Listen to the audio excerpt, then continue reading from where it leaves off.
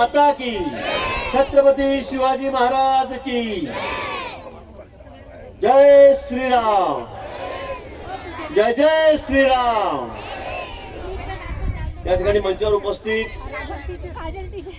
आदरणीय पूजनीय आमचे हरिगिरीजी महाराज, त्र्यंबकेश्वर, नाशिकहून आलेले सर्व साधू संत महंत, सर्व आदरणीय पूजनीय या ठिकाणी उपस्थित आपले आमदार राहुलजी, दिव्यादिताई, सर्व अधिकारी उपस्थित, सर्व निसर्गप्रेमी वृक्षप्रेमी बंधू भगिनींनो आणि पत्रकार मित्र, आज मला वाटतं आपल्यासाठी अतिशय महत्वाचा दिवस आणि आनंदाचा दिवस आहे.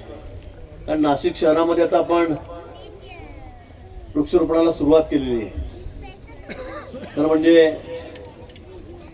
गेल्या काही दिवसापासून वर्तमानपत्र असतील, दूरदर्शन असतील, सगळ्या चॅनलवर, नुसतं राज्यातल्याच नाही तर देशामधल्या टीव्ही चॅनलवर एक चर्चेचा विषय या ठिकाणी आपल्या वृक्षांचा झालेला होता.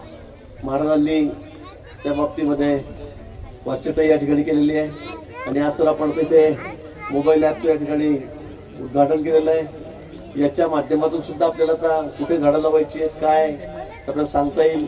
तिथे आमची महापालिका आहेत, आमचे कमिशनर आहेत, आमचे सगळे अधिकारी आहेत, ते आपल्याला झाडे देतील, लावूनही देतील.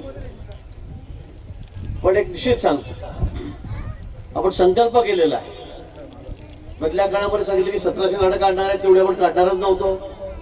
गेल्या वेळी 12 वर्षापूर्वी जेव्हा कुंभमेळा झाला त्यावेळेला जेवढ्या निवासाच्या व्यवस्था आमच्या साधू महंतांच्या तपोवनामध्ये होत्या तेवढ्याच व्यवस्था आम्ही या वेळेला करणार आहोत. मी सांगितलं एक सुद्धा रावटी आम्ही त्या घरी जास्त लावणार नाही.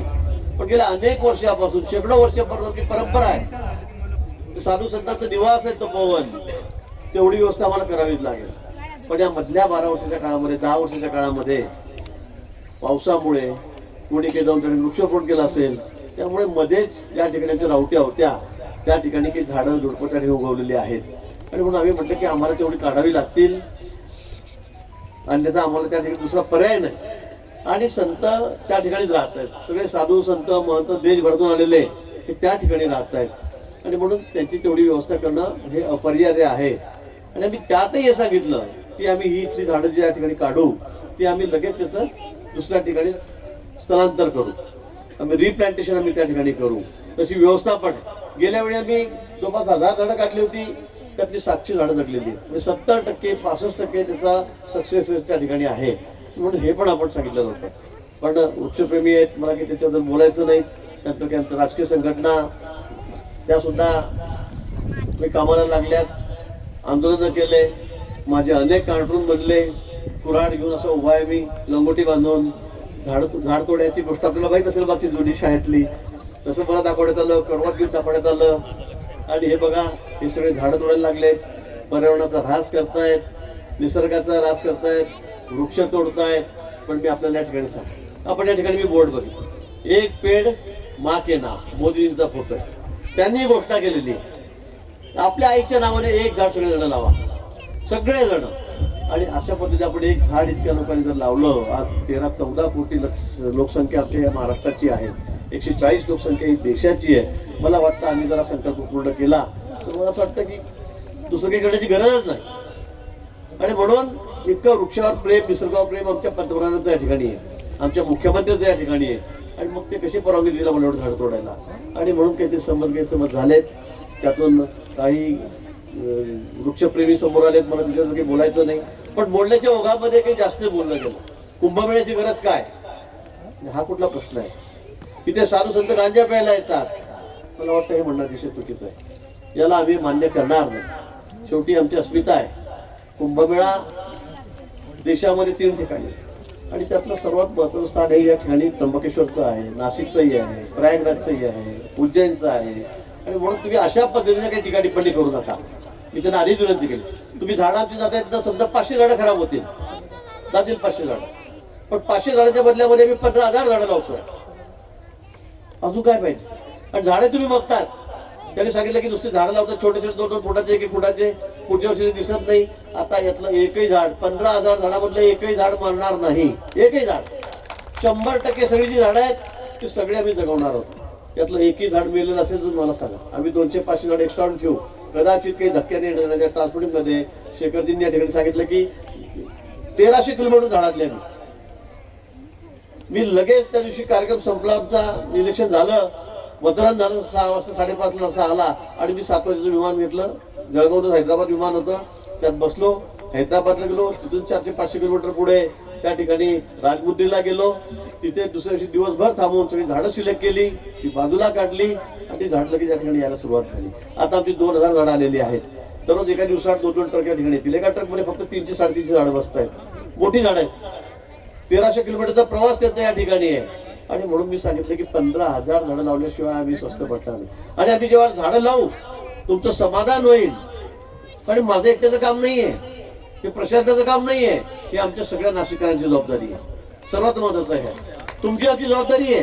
ही फक्त सरकार म्हणून होणार नाही, मंत्री म्हणून माझी होणार नाही, कुठल्या कोणाची एक वैयक्तिक जबाबदारी नाही, तर ही आमच्या नाशिककरांची जबाबदारी. कारण या नाशिक भूमीचं एक वेगळं महात्म्य आहे, एक वेगळं महत्व या भूमीचं आहे.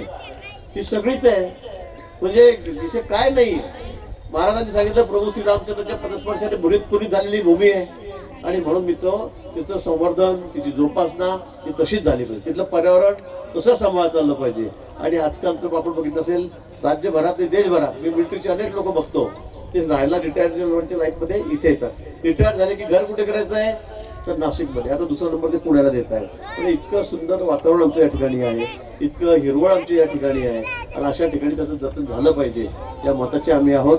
मी जास्त वेळ घेणार नाही, ऊन तापतंय, उशीर खूप झालेला आहे. दुसरे कार्यक्रम 7-8 कार्यक्रम आमच्या ठिकाणी आहेत. पण मी आपल्याला या ठिकाणी आश्वासित करायला आलोय की 15,000 झाडं आम्ही पूर्ण लावू. या उपरी मी सांगेल, अजूनही कुठे जागा असेल आपल्याला वाटेल इथे 2,000 झाडं लागले पाहिजे, 5,000, तुम्ही 15,000 करा, 20,000 करा, 25,000 झाडं करा. आणि याच उंचीची 15 फुटाच्या पर्यंतची, 15 फुटाच्या वरती झाडाचा तुम्ही बघा सगळी झाडं, ही 15 फुटाच्या वरची झाडं आहेत, ही आम्ही त्या ठिकाणी लावायला तयार आहोत. एकही झाड मी कमी पडू देणार नाही. मी सांगितलं सगळ्या जागा शोधा. मी आमच्या आमदारांनी सांगितलं, मी जेवढे त्याला म्हटलं, राहुलजीने म्हटलं, सीमाताईंना म्हटलं, सगळ्यांना सांगितलेलं आहे, सगळ्या नगरसेवकांना सांगितलं की तुम्ही फक्त जागा शोधा आणि आम्हाला सांगा, त्या ठिकाणी मी झाडं आणून लावून टाकू. त्याला खत दिलेलं आहे, तर पाणी द्यायची व्यवस्था आहे. आता मी ठिबक करायला यांना सांगितलं, सगळ्यांना ड्रीप राहील. मी तुम्हाला सांगतो 2 वर्षामध्ये तुम्ही या ठिकाणी याल, विरोध बघाल, इथे सर्व दाट वंडर झालेली असेल. आता फक्त आपण 600 झाडं लावतोय, आपल्याला 15,000 झाडं लावायचे. तुमच्याकडे जागा असेल तर 20,000. पण मी CSR मध्ये पण घेतलेली आहे, हे शासकीय खर्चातून आपण केलं नाही. मी काही उद्योगपतींना विनंती केली, त्यांना म्हटलं डायरेक्ट चेक तुम्ही त्या ठिकाणचा द्या आम्हाला, आम्ही तेवढं झाडं या ठिकाणी आणतो. आणि पूर्ण पारदर्शकता याच्यामध्ये आहे. अनेक ठिकाणी आपण बघता टीव्हीवर दाखवलं तर मागच्या वर्षी 2 लाख झाडं लावले, 200 शिल्लक राहिले नाही. हे वर्षानुवर्षे चालत आलेलं आहे. सरकार कुणाचंही हो, तर आम्ही पण बघतोय एकाच खड्ड्यामध्ये आम्ही 5-5, 10-10 वर्ष तिथेच झाड लावतो. आता लावलं, एवढं रोपटं लावलं, पुढच्या वर्षी भाऊ वृक्षारोपण करायचं, चला तेच खड्डा, तीच जागा, असंही होता कामा नये. आणि म्हणून मी सांगितलं की 15, 20, 10 फुटाच्या वरची सगळी झाडं मी या ठिकाणी आणू. यातलं एकही झाड मरू देणार नाही. आणि नाशिक शहर, जोपर्यंत नाशिक शहरातले नागरिक बस म्हणत नाही तोपर्यंत मी झाडं लावत नाही. मी ठरवलेलं आहे. तुम्ही सांगा मला किंवा भाऊ तर बस झालं, हवा जास्त यायला लागली, थंडी जास्त वाजायला लागली, तोपर्यंत मी थांबणार नाही. मी आपल्याला विवचन देतो. पण विनाकारण आमच्यावर आरोप करू नका. ही जागा उद्योजकांच्या घशात घालायची, तपोवनाची, कोण करणार एवढं मोठं पाप? शक्य वाटतंय का तुम्हाला? मागच्या कुंभमेळ्यामध्ये सुद्धा 12 वर्षापूर्वी तुम्ही माझं काम बघितलेलं आहे की काय केलं. प्रशासनाने काय, देवेंद्र त्यावेळेला मुख्यमंत्री होते, त्यांची भूमिका आहे नाशिक शहराबद्दल किती आहे, त्यांचं प्रेम किती आहे नाशिक शहराबद्दल, आपल्या सर्वांना कल्पना आहे. पण अशा उद्योग मी माझ्या आयुष्यामध्ये केलेले नाही, पुढे पुढेही कधी करणार नाही. पण मी आपल्याला ठिकाणी पुन्हा सांगेल, आश्वासन देईल की तुमच्या सगळ्यांच्या सहकार्याने अनेक लोकांनी या ठिकाणी सहकार्य केलं. इथे सगळे आमचे साधू संत महत्त्वाचे आमदार, त्यांचे आशीर्वाद आहेत, ते सगळे आमच्या सोबत आहेत. त्यांना सुद्धा निसर्गाचा असा राग झालेला बघवणार नाही, ते सुद्धा सोबत आहेत. त्याच्याबरोबर सामाजिक सेवाभावी संस्थांचा सहभाग या ठिकाणी आहे. 13 आखाड्याचे प्रमुख आहे, महामंडेश्वर मंत स्वामी समर्थ सेवा केंद्र, जगद्गुरु नरेंद्र महाराज संस्थान, अण्णासाहेब धर्माधिकारी प्रतिष्ठान आहे, art of living, ISKCON, Swaminarayan संस्था, असंख्य सामाजिक संस्था त्या ठिकाणी एकत्र आलेल्या आहेत. आणि त्याचबरोबर या उपक्रमासाठी नाशिकमधल्या अनेक सामाजिक संस्था संघटनांनी पुढाकार घेतला आहे. आणि म्हणून त्याच्यामध्ये सगळ्यात आनंदाची बाब की यामध्ये क्रीडाही आहे, आयमा निमा आहे, नरडको आहे, पर्यावरण गतिविधी, सायकलिस्ट असोसिएशन, संघटनाचे पदाधिकारी, मुक्त विद्यापीठ, गोदावरी सेवा समिती, अशा असंख्य सामाजिक संस्था आहेत. रोटरी आहेत, लायन्स क्लब आहे, या सगळ्यांनी या ठिकाणून या चळवळीमध्ये सहभाग केलेला आहे. आणि मी ते सांगेन की हे एकट्यांचं आमचं काम नाही, हे आपलं सगळ्यांचं काम आहे. हे शहर आपलं आहे, या शहराला स्वच्छ करायचं आहे, सुंदर करायचं आहे, सुरक्षित करायचं आहे. त्यासाठी ही जबाबदारी सगळ्यांची आपली आहे, नुसती प्रशासनाची नाही. तर आपण सगळे मिळून या नाशिक शहरामध्ये 15,000 20,000 तुम्ही सांगाल तेवढे झाडं लावण्याची जबाबदारी माझी आहे, माननीय देवेंद्रजींची आहे, आपल्या सरकारची आहे. इथलं प्रशासन आहे, इथलं महापालिका आहे, इथल्या कमिशनर आहेत, कलेक्टर आहेत, आमचे प्राधिकरणाचे प्रमुख आहेत, जयरामजी आहेत, त्या ठिकाणी शेखरजी आहेत, त्या ठिकाणी आयुष प्रसाद या ठिकाणी आहेत, त्याबरोबर आमच्या कमिशनर खत्री त्या ठिकाणी या ठिकाणी आहेत, मनीषा खत्री या ठिकाणी आहेत. सर्व त्यांचे सहकारी हे सगळे याच्यामध्ये सहभागी आहेत. आणि आपण सगळे मिळून आमचे लोकप्रतिनिधी आहेत, त्यांच्या सहकार्याने आपण या ठिकाणी नाशिक शहराचा या 2 वर्षामध्ये, म्हणजे आपण याला मोठे व्हायला 2 वर्ष लागतील, याला ड्रीप करणार, खतं देतो आपण, सगळं शेणखत खाली टाकलेलं आहे. त्यामुळे मला वाटतं 2 वर्षामध्ये याची वृक्ष होतील, मोठी झाडं या ठिकाणी होतील. ही 5-5 वर्षी झाडे ऑलरेडी या कुंडीत लावली झाडे 5-5 वर्षाची जुनी आहेत. आणि आता ती त्यांना थोडीशा मुळ्यांना थोड्या वाटा मिळतील, जमीन मिळेल, खत मिळेल, पाणी मिळेल. आणि त्यावेळेला बघा तुम्ही 2 वर्षामध्ये इथलं सगळं चित्र बदललेलं असेल. त्यासाठी सगळ्यांचं आपलं सहकार्य, आशीर्वाद हे या ठिकाणी अपेक्षित आहे. यावेळेचा कुंभ आपल्याला एक आगळा वेगळा कुंभ करायचा आहे. गेल्या वेळी 12 वर्षापूर्वी आपण अतिशय स्वच्छ, सुंदर, सुरक्षित कुंभ केला. आपण अमेरिकेला बोलू, बॉस्टनला बोलवलं होतं. 7 दिवस त्या ठिकाणी या विषयावर चर्चा झाली की तो कसं तुम्ही मॅनेज केलं. एकही कॅज्युअलिटी नाही, एकही मिसिंग नाही, कुठेच घातपात नाही, लोटालोटी नाही, चेंगराचेंगरी नाही. कारण कुंभमेळ्याचा इतिहास म्हणजे आपण जर बघितला तर अनेक ठिकाणी गर्दीचे रेकॉर्ड तुटतात. यावेळेला प्रयागराजला सुद्धा एवढी व्यवस्था त्या ठिकाणी केली, पण तरी सुद्धा अनेक लोकांचे प्राण त्या ठिकाणी गेले, चेंगराचेंगरी गेले, लोटालोटी गेले, रेल्वे स्टेशनवर गेले. मला वाटतं त्या दृष्टीने मागचा कुंभ आपला झाला अतिशय सुरक्षित होता. कोणाला खर्चटलं सुद्धा नाही एवढी गर्दी असून, कोणाचा जीव सुद्धा गेला नाही, प्राण सुद्धा गेले. त्याच्या आधीच्या कुंभामध्ये अनेक लोकांचे चेंगराचेंगरीमध्ये नाशिकमध्येच प्राण गेले होते, ते मृत्युमुखी पडले होते भाविकांनी. आणि म्हणून आता यावेळेला सुद्धा गेल्या वर्षासारखाच 12 वर्षापूर्वी कुंभ केला, सुरक्षित केला. तोच कुंभ, तसाच कुंभ, त्यापेक्षाही चांगला कुंभ करता. ॲडव्हान्स टेक्नॉलॉजी आलेली आहे, डिजिटल आहे, कॅमेरे आलेले आहेत, सगळ्या ठिकाणी कंट्रोल करतात आहे. याचा वापर आपण करतोय. आणि हा वापर करून आपल्याला हा कुंभ अतिशय सुरक्षित करायचा आहे, स्वच्छ करायचा आहे, सुंदर करायचा आहे. त्यासाठी सगळे साधू संत महंत या ठिकाणी बसले, त्यांचे आशीर्वाद आपल्याला आहेतच. पण नाशिककर म्हणून आपली जबाबदारी आहे. आणि मी पुढे जाऊन सांगेल की विनाकारण आपली काही बदनामी होईल देशभरामध्ये, असं कोणी करू नये. तुम्हाला काही शंका कुशंका प्रशासनाला भेटा, अधिकाऱ्यांना भेटा, आम्हाला विचारा.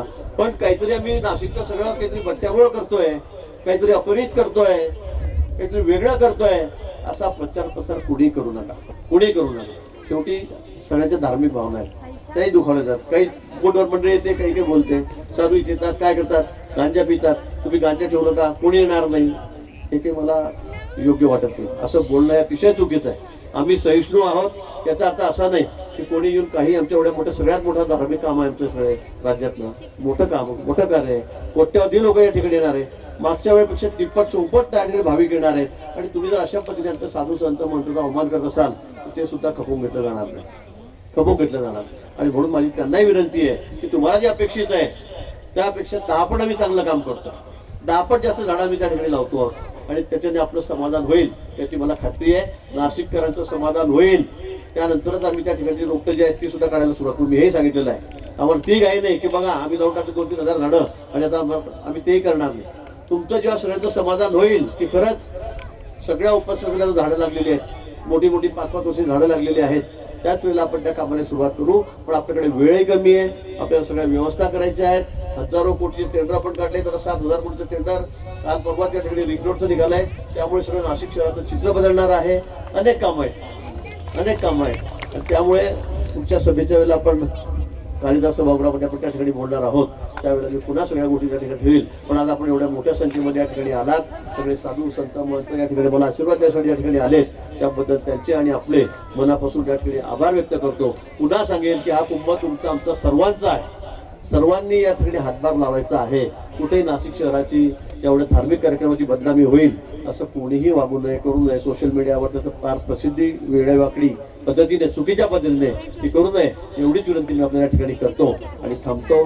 जय हिंद, जय महाराष्ट्र, जय श्रीराम.